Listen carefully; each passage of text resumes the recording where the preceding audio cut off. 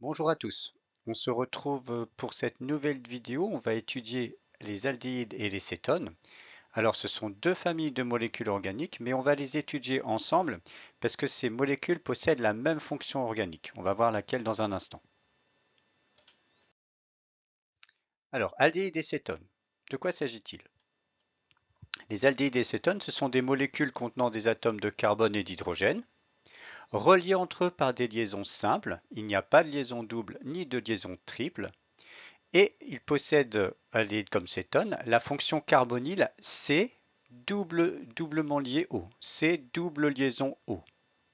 Leur formule brute s'écrit CnH2nO. Alors, quelle est la différence entre aldéhyde et cétone?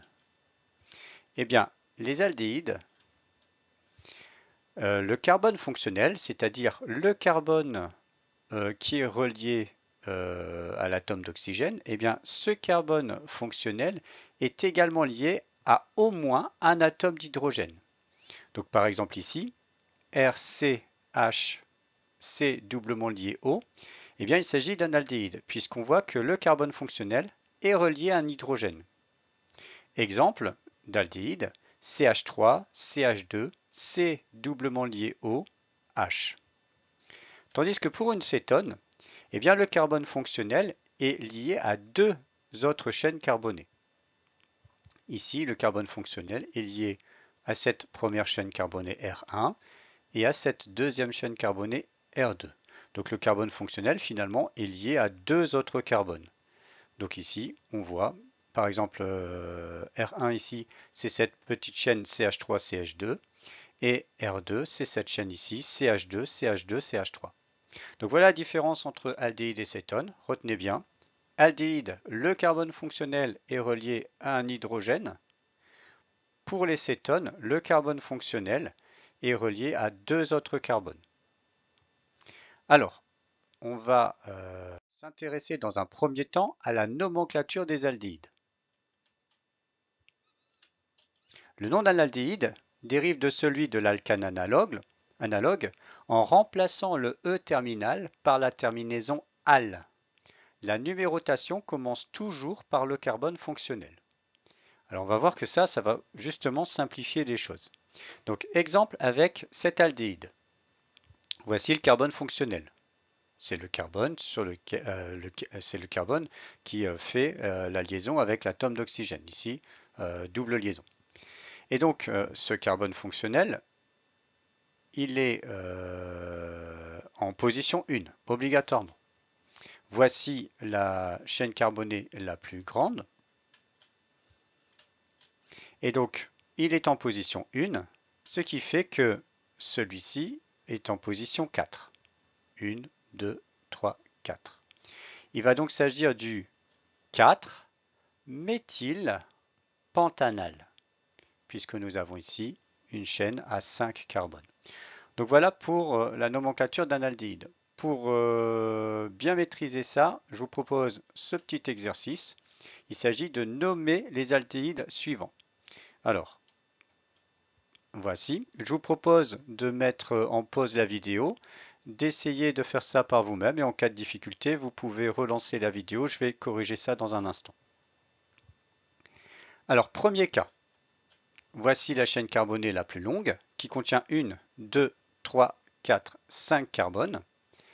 Là, on est en position 1, 2, 3. Donc, nous avons un groupement éthyle en position 3. Il s'agira du 3-éthyle pentanal, puisque on vient de dire qu'on avait une chaîne à 5 carbones. N'oublions pas la terminaison -al pour les aldéhydes. Le cas suivant, nous avons ici une chaîne carbonée à 4 carbones. Il n'y a pas de groupe ramifié, donc ça va être ici tout simplement le butanal. Le cas suivant, alors voici la chaîne carbonée la plus longue. Nous avons des groupements méthyl en position 2, deux groupements méthyl en position 2 et deux autres groupements méthyl en position 4.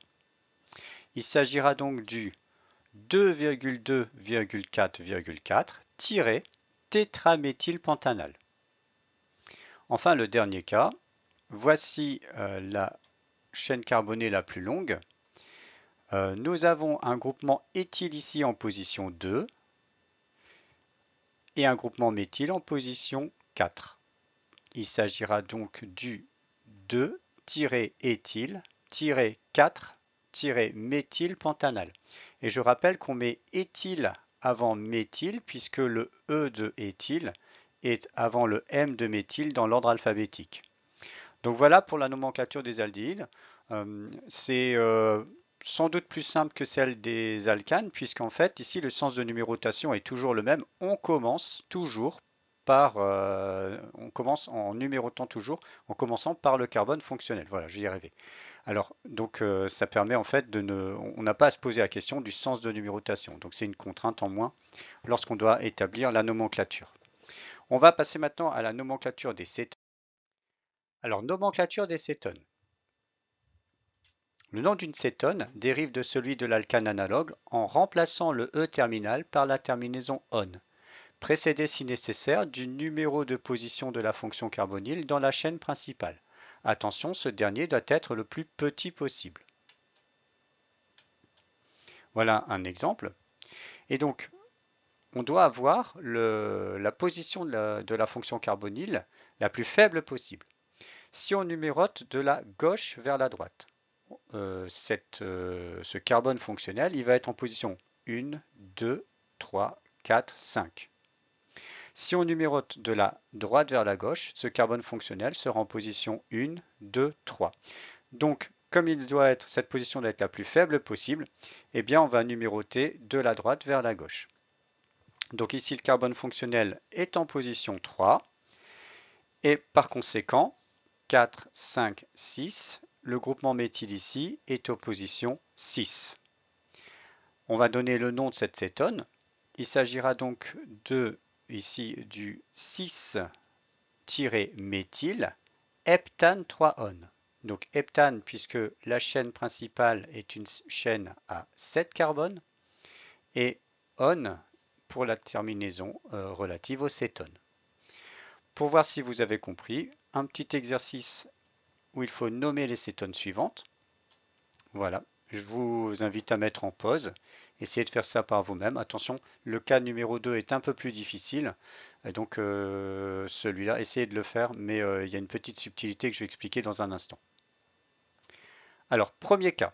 Donc la chaîne carbonée principale, la chaîne carbonée la plus longue, la voici. On va numéroter tel que le carbone fonctionnel est la position la plus faible possible.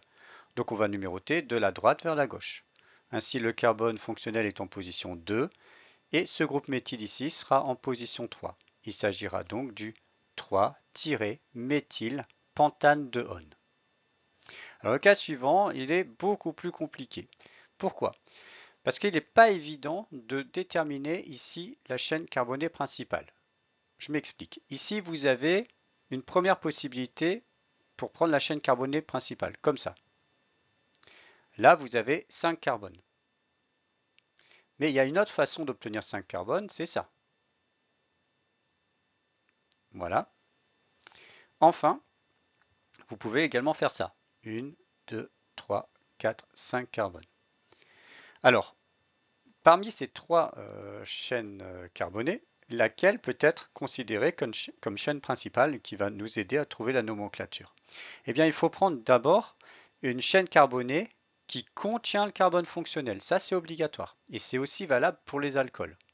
Donc ici, la chaîne carbonée comme ceci, elle ne convient pas parce qu'elle ne contient pas le carbone fonctionnel. Donc il nous reste deux possibilités. Soit comme ceci, soit comme cela. Alors laquelle prendre? Eh bien, il y a une deuxième règle, c'est qu'il faut prendre la chaîne carbonée qui soit la plus substituée possible. C'est-à-dire qu'elle doit avoir le plus de groupes ramifiés. Si je prends cette chaîne carbonée-là, elle n'a qu'un groupe ramifié ici. Voilà, un groupe ramifié là, sur ce carbone.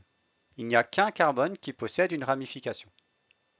Si je choisis cette chaîne carbonée là, maintenant, eh bien j'ai deux carbones qui possèdent une ramification. Celui-ci, mais également celui-là. Celui-là un groupe éthyle, celui-là un groupe méthyle. Eh bien, on va prendre cette chaîne carbonée là, puisque c'est celle qui possède le plus de groupes ramifiés. Par conséquent, voici la chaîne carbonée. On va numéroter de droite à gauche, comme ça le carbone fonctionnel sera en position 2. Ce groupement éthyle là, il sera en position 3 et ce groupement méthyle sera en position 4. Il s'agira donc ici du 3-éthyle-4-méthyle pentane de On. Voilà, le cas suivant est plus facile. Voici la chaîne carbonée principale, pas de difficulté. Le carbone fonctionnel est en position 2, 3, 4, un groupement méthyle en position 4. Il s'agira du 4-méthyle pentane de On. Enfin, le dernier cas, on va numéroter de droite à gauche. Comme ça, le carbone fonctionnel sera en position 1, 2, 3. Si on fait de l'autre côté 1, 2, 3, 4, ça ne convient pas. Donc, carbone fonctionnel en position 3. Et ces deux groupements méthyles seront en position 5. Il s'agira donc du 5,5-diméthyle-hexane 3-on. Voilà pour les aldéhydes et cétones. Donc retenez bien que aldéhyde et cétone possèdent tous deux la fonction carbonyle C doublement lié O. Une cétone, pour une cétone, ce carbone est relié forcément à deux autres carbones. Pour un aldéhyde, le carbone fonctionnel est relié à au moins un hydrogène. Et pour la nomenclature, donc voyez bien cette nomenclature, c'est à savoir faire, il faut que vous sachiez nommer un aldéhyde d'une cétone. Voilà, je vous souhaite à tous bon travail, à bientôt.